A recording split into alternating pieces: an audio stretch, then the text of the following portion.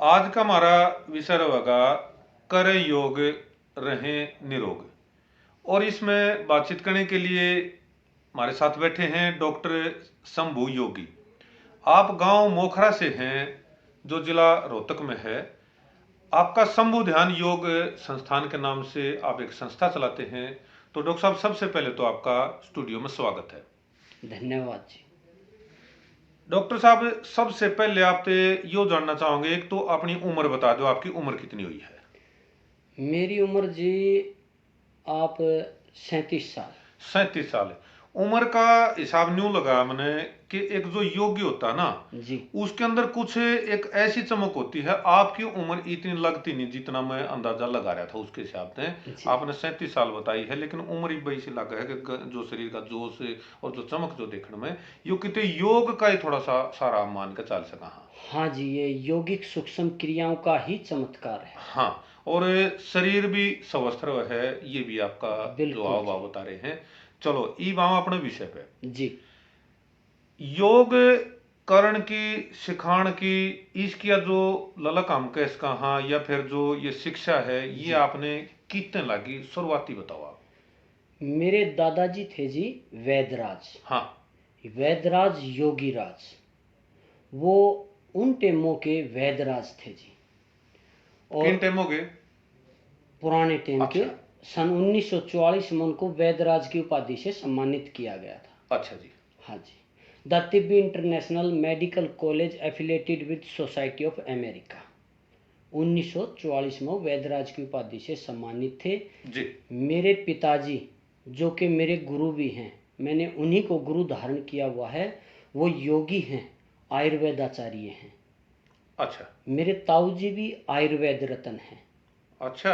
और मैं खुद भी इलेक्ट्रो होम्योपैथी से डॉक्टर हूँ, योगाचार्य हूँ, एमडी यूनिवर्सिटी से, और नेचुरोपैथी से मैंने कोर्स किया हुआ है। अच्छा जी। बचपन से ही हमारे अंदर इन क्रियाओं का समावेश रहा है और इन क्रियाओं को हम करते आए हैं।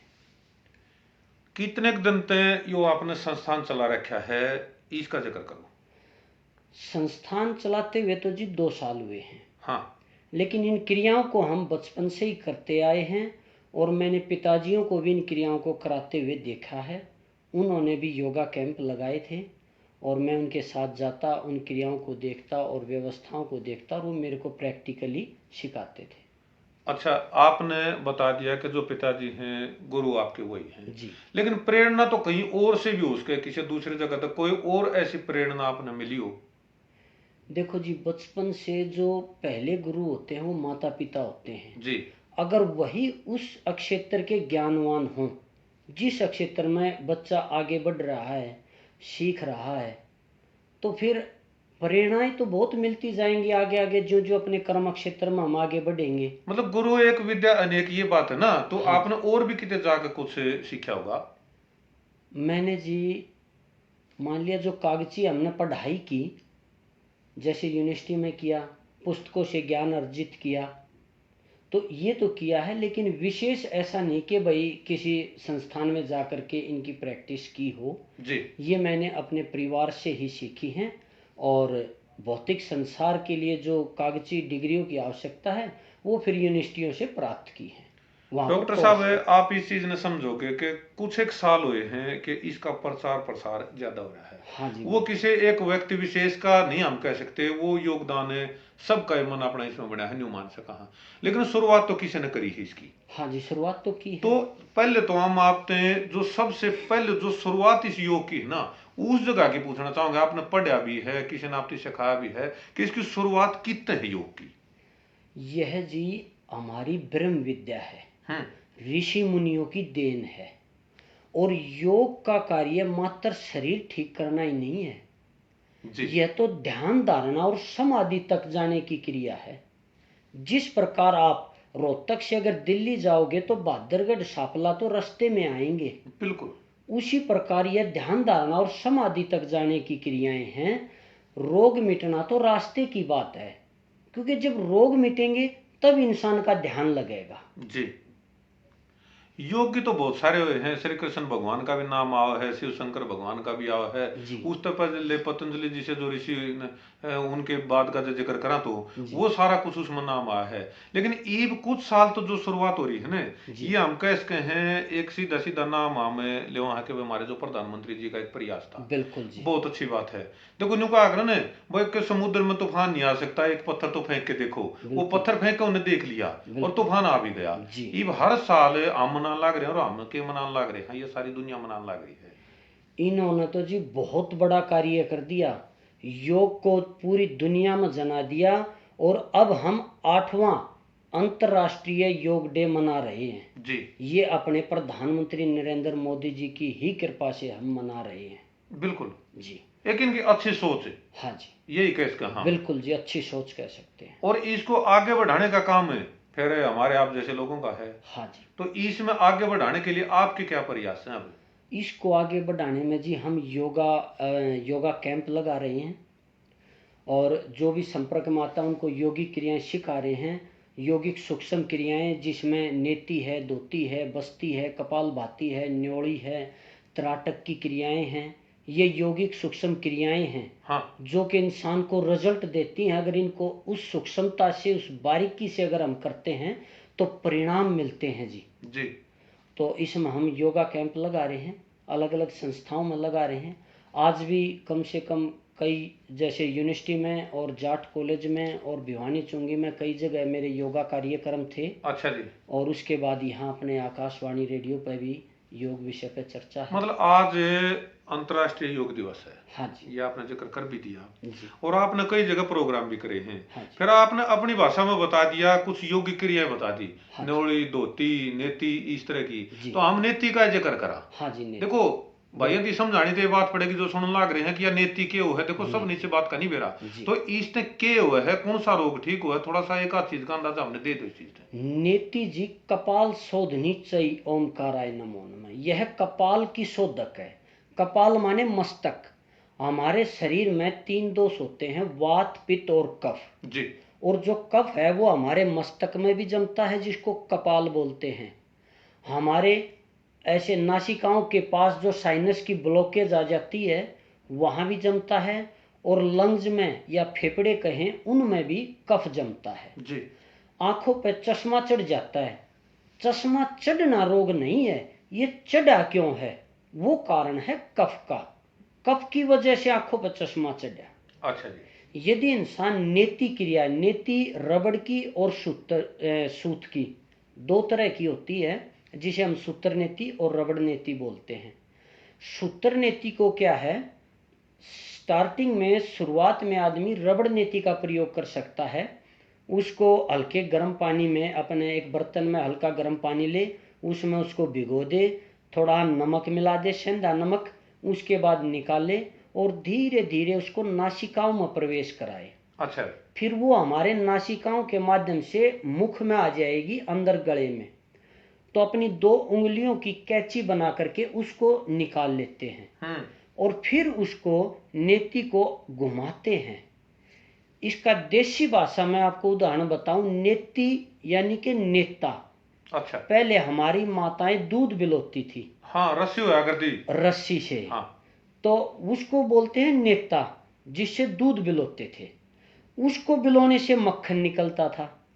और इस नेति से जब हम शरीर को बिलोएंगे तो अंदर से कफ निकलेगा जी बलगम निकलेगा, या उससे जितने कफजन्य रोग हैं वो हमारे दूर हो जाते हैं। आंखों से भी पानी आएगा, छाती से भी खांसी उठेगी और वो निकलता है और ये रोग दूर हो जाते हैं। कंधे से ऊपर के समस्त रोगों को दूर करने वाली क्रिया है नेति क्रिया, सूत्र नेति क्रिया। रोगग्रस्त जो आदमी है वो इस क्रिया न करे या फिर स्वस्थ आदमी भी कर सके है? नहीं जी, एक स्वस्थ इंसान को भी इसको अपने दिनचर्या में, अपने जीवन में धारण करने की आवश्यकता है। यह तो हमारा एक किस्म से कुरला दातुन है। जी जैसे सुबह उठ करके बाथरूम में जा करके हम ब्रुश करते हैं, वैसे ही यह सूत्र नेति क्रिया एक किस्म से कुरला दातुन है। हर रोज शुरुआत में आपको 10-15 मिनट लग सकती हैं, अभ्यास होने पर तो मात्र 2 मिनट का कार्य व्यवहार में है। आ जाएगी ये बात। हाँ जी, सूत्र नेति करें, फिर अपने ब्रुश करें और फिर स्नान करें और दिनचर्या के कार्य करें। डॉक्टर साहब, बहुत घने दिन पहले एक जिक्र आया था, मैंने भी सुना था, टेलीविजन पे देखने लग रहा था। जी वो किसी आचार्य ने कहा था, चलो नाम हम किसका क्यों लिया, मतलब उसने अच्छी बात कह दी, हमने सुन ली जी कि योग तो करना पड़ेगा, चाहे आज कर लो नहीं तो फिर बीमार होगे जब करना पड़ेगा। बिल्कुल। यह दिशा दी थी। जी पित्त, वात और कफ है, जी आपने जिक्र कराया है, जी इनका जब संतुलन बिगड़ गया है तो बीमारी जब शुरू हुआ है। बिल्कुल। तो इनका संतुलन ना बिगड़े, जी खान पान किस डाल कर रखे और कौन सी क्रिया फिर इसमें और जोड़ लें ताकि हम स्वस्थ रह जाए। देखो जी, जो ये कहा कि योग तो करना पड़ेगा अगर स्वस्थ रहना है तो, हम्म। ऐसा क्यों? क्योंकि योग का अर्थ है जुड़ना, ध्यान के माध्यम से आत्मा का परमात्मा से मिलन। जी। अब मात्र आसन करने से, योगासन करने से और एक्सरसाइज करने से हमारा ध्यान मेडिटेशन नहीं लगेगा। इसके लिए हमने प्राण शक्ति के महत्व को समझना होगा, प्राणायाम को करना होगा, जिससे हमारे शरीर में ऑक्सीजन दौड़ेगी, भरपूर मात्रा में ऑक्सीजन दौड़ेगी। शरीर में रोग होते क्यों हैं? ऑक्सीजन की कमी से। यदि शरीर में ऑक्सीजन की मात्रा भरपूर होगी ना, तो शरीर में रोग होंगे ही नहीं। अच्छा जी। मान लिया घुटने में दर्द हो गया, वहां पे वायु दोष ने अपना प्रभाव जमा लिया, ऑक्सीजन वहां कम होगी और वायु दोष ने अपना प्रभाव जमा लिया, यानी कि रोग क्यों हुआ? ऑक्सीजन की कमी से। चाहे कैंसर तक रोग क्यों ना हो, ऑक्सीजन की कमी से होगा। अगर प्राणायाम के माध्यम से हम ऑक्सीजन ज्यादा से ज्यादा ऑब्जर्व करेंगे शरीर में, हमारे लंग्स, फेफड़े, रोम रोम में ऑक्सीजन का प्रवाह दौड़ेगा, तो जी रोगों की औकात नहीं है हमारे शरीर में आ जाएं, या आएंगे तो ठहरेंगे नहीं, भाग जाएंगे। ठीक बात है। देखो, हम अपने काम धाम खातर आचार्य जी बहुत सारा टाइम काटा, हाँ, लेकिन एक यू 10-20 मिनट आधा घंटा योग की खातर काटना बड़ा भारी लागे है। तो के मान के चल इस बात में, मतलब हमारी धारणा किस तरह बने, इसके प्रति रुझान किस तरह बने हमारा? देखो जी, एक साधारण सी बात बताता हूँ। श्वास तो इंसान को आ ही रहा है। हाँ। और प्राणायाम में क्या है? श्वास को लेना है, प्राण आयाम, प्राणों का आना, उन श्वासों का लेना जी। और जो कि ऑलरेडी आ रहा है, लेकिन आ कितना रहा है? उथला पुथला, हमें पता ही नहीं कब श्वास आया और कब चला गया। हमें इसको लंबे और गहरे तरीके से लेना है, भरपूर तरीके से, पूरे लंबे श्वास और गहरे श्वास लेने हैं और छोड़ने हैं। मात्र ये क्रिया है। चाहे अपने बेड पर, बिस्तर पर बैठ करके ले, बैठा ना जाए। अब हमारी जो माताएं, बहनें हैं, बुजुर्ग हैं, जिनके घुटनों में दर्द है, जो बैठ नहीं सकती, तो लेटे लेटे ले, लेकिन लंबे गहरे श्वास अगर वो लेंगी तो शरीर में ऑक्सीजन की पूर्ति होगी। ऑक्सीजन की पूर्ति होगी तो शरीर में ऊर्जा आएगी, चेतना आएगी, और ऊर्जा चेतना आएगी तो रोग दूर भागेंगे। ठीक बात है। और जो हमारे भाई मेहनत कर हैं, जो काम कर रहे हैं खेती बाड़ी का जी, क्यों उन्हें भी योग की जरूरत पड़े है? देखिए जी, ये बात कई बार मेरे सामने आती है कि जी हम घर में अपना कार्य कर रहे हैं। हाँ। भाई माताएं कह रही हैं हम किचन में काम कर रहे हैं, झाड़ू पोछा कर रहे हैं, हमारा योग तो हुआ ना हो जाए है, हमने क्या ना योग करने की जरूरत है। ऐसा नहीं है। हमारे पेट में बहुत अंग हैं। पेट और माइंड से शरीर चलायमान है। पेट के अंदर छोटी आंत, बड़ी आंत, जिगर, तिल्ली, अमाशय, पित्त की थैली, पेशाब की थैली, माताओं बहनों को गर्भाशय, कितने अंग हैं। इनकी मूवमेंट कहो, एक्सरसाइज कहो, इनको ऑक्सीजन कहो, नहीं मिल पाती मात्र घर के कार्य करने से। और दूसरी बात, उस दौरान हमारा माइंड दो जगह होता है, उस काम के करने में और उस काम को पूरा करने में होता है। हाँ। तो जब हम योग प्राणायाम करते हैं तब हमारा सब इंद्रियां और माइंड एक जगह एकाग्र हो, और जब एक जगह एकाग्र होगा तो जो श्वास लेंगे वो सही जगह अपना प्रभाव छोड़ेगी, सही जगह अपना अटैक करेगी और उन रोगों को दूर भगाएगी। इसीलिए शांतचित होकर के एकांत में, चाहे अपने बंद कमरे में, चाहे पार्क में ना जा पाए, तो वहां पर प्राणायाम करना पड़ेगा और एक जगह बैठ करके करना पड़ेगा। चलो विषय पे फिर आओगे एक बार डॉक्टर साहब, थोड़ा सा एक और विषय हट के मैं बात करूंगा जी।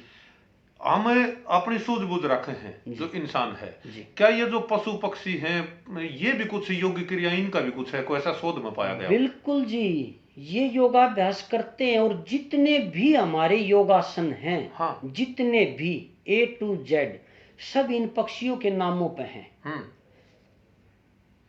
शशांक आसन है, जी। खरगोश की तरह मुद्रा है, जब उसमें वज्रासन में बैठ करके आगे की तरफ झुकते हैं। गरुड़ासन है। गरुड़ासन है, बिल्कुल। मरकट आसन है जो बंदर की तरह है। तो ये आसन भी सभी हमारे पशु पक्षियों के ऊपर दिए हुए हैं। हाँ। ताड़ आसन है, ताड़ माने जो वृक्ष है, पेड़ है, उसके ऊपर दिया हुआ है। तो प्रकृति का तो बहुत बड़ा योगदान है। प्रकृति में जो पशु पक्षी पेड़ पौधे अग्नि जल वायु पृथ्वी आकाश जो आगे, इसका बहुत बड़ा योगदान है हमारे योग में। बिल्कुल। तो आज डॉक्टर साहब की बात सुनकर कोई भाई शुरुआत करना चाहे, लेकिन शंभू जी ने बताया था कि ये बहुत बढ़िया काम सर, इस स्वस्थ रहोगे, तो शुरुआत किस तरीके से करे? हल्का फुल्का हो, एक बार अपना काम शुरू कर ले तो। देखिए जी, इंसान चाहे कोई छोटा कार्य कर रहा है, चाहे कोई बहुत बड़ा बिजनेसमैन है, अपने सुबह समय से उठे, समय उसके हाथ में होता है। अगर 9 बजे ड्यूटी पर जाता है तो कम से कम 5 बजे उठ ले। हाँ। नहीं तो समय है 4 बजे का, ब्रह्म मुहूर्त का उठने का। जैसे मैं 4 बजे उठ जाता हूँ जी। उसके बाद अपने गुनगुना जल ले। अगर उसका शरीर में वायु दोष नहीं है, जोड़ घुटनों में दर्द नहीं है, तो उस पानी में नींबू और नमक मिला करके ले। और अगर ये तकलीफ है तो सादा पानी हल्का गुनगुना ले, चाहे गर्मी हो चाहे सर्दी हो। उसके बाद फ्रेश हो, फिर अपने चटाई लेकर के अपने घर की छत पे चला जाए, अगर कहीं और व्यवस्था नहीं है तो। और छत पर जाने की भी अगर उसके अंदर श्रद्धा कहो, गुंजाइश कहो, कैपेसिटी कहो नहीं है, क्यों घुटनों में दर्द है, तो अपने बेड पर बिस्तर पर बैठ करके कम से कम आधा घंटा प्राणायाम करे, प्राण शक्ति के महत्व को समझे, नाड़ी शोधन प्राणायाम करे, अनुलोम विलोम प्राणायाम करे, भस्त्रिका प्राणायाम करे वहीं बैठे बैठे। और उस दौरान अपने बाद में ध्यान मेडिटेशन करे। उसके बाद अपने स्नान करे या और दिनचर्या के कार्य हैं, ड्यूटी पर जाना है, उन क्रियाओं को करे। जी। डॉक्टर साहब, विधि विधान से अगर सारे काम करे ना तो फायदा करे हैं। हाँ जी। और जो उन तरीके से ना करे तो वो नुकसान भी करे हैं, आप भी मानोगे? बिल्कुल जी, नुकसान करेंगे। तो इसके तरीके के लिए अपना जो आप जैसों की जो वार्ता है वो सुन लें, टेलीविजन में देख लें। हाँ जी, मेरा यूट्यूब पे चैनल भी है डॉक्टर शंभू योगी के नाम से, उस पर भी वीडियोस डलती रहती हैं। हाँ। सोशल मीडिया फेसबुक पर भी डलती रहती हैं। और भी बहुत सारे हैं। और भी बहुत सारे जित भी देखना चाहें। बिल्कुल जी। और इन क्रियाओं को धीरे धीरे करें। मान लिया किसी ने कुछ भी नहीं देखा, वो अपने आप से कर रहा है, तो पहली प्रक्रिया है इन क्रियाओं को ताकत का प्रयोग ना करके धीरे धीरे शांति से करें। अभ्यास हो जाएगा तब अपने आप उसकी तेजी आ जाएगी। ठीक बात है। इब हम साल में एक बार योग दिवस मना के, और मेरे ख्याल उसने भूल सी जाओ इस बात। बिल्कुल, मैंने ये हर प्रोग्राम में बोला है कि योगा डे मात्र एक दिन मनाने की क्रिया ही नहीं है। इसको आप हर रोज जीवन में धारण कीजिए, शामिल कीजिए। जो आज बताया है उसको नियमित रूप से एक बार उपयोग में लाइए, एक बार इन क्रियाओं को करके देखिए, परिणाम आपके सामने होगा। ठीक बात है। जो देशभक्ति के गीत हम 15 अगस्त ने 26 जनवरी ने गा के फिर अपना 6 महीना 3 साल 3 वो बैठे रहा, हाँ जी, वो योग का काम हो जाए। तो इसने अपने मतलब व्यवहार में लाओ, इस बात व्यवहार में लाएं तभी परिणाम मिलेंगे। और कुछ हमारे सुनने वाला ने स्पेशल न्यू बताना चाहते हो कि हमारे इस टाइम में योग एक विशेष बात आई है, या और कहना चाहो जिस तरह वो निरोग रहे और योग की अपनी शुरुआत कर सकें? बिल्कुल जी, देखिए आज के दिन धूल और धुएं से भरा हुआ वातावरण है। कोरोना जैसे भयंकर रोग आ रहे हैं या और अन्य भयंकर बीमारियां शरीर में पैदा हो रही हैं।